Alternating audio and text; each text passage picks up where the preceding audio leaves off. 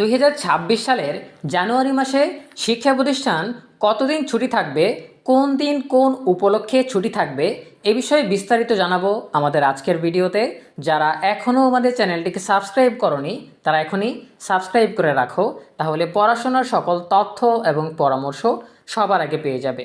প্রিয় শিক্ষার্থীরা, তোমাদের শিক্ষা প্রতিষ্ঠান জানুয়ারি মাসে কতদিন ছুটি থাকবে, কোন উপলক্ষে ছুটি থাকবে এ বিষয়ে বিস্তারিত আলোচনা নিয়েই আমাদের আজকের ভিডিও। সো প্রথমে আমরা তোমাদের সরকারি ছুটির তালিকা এখানে নিয়ে এসেছি। এখানে দেখা যাচ্ছে সবই মিরাজ 17 জানুয়ারি 2026, এটা শনিবার পড়েছে, এজন্য দিন সংখ্যা 00 দিন। এরপরে শ্রী শ্রী সরস্বতী পূজা 23 জানুয়ারি 2026 শুক্রবার পড়েছে, এই জন্য ছুটির দিন সংখ্যা 00 দিন।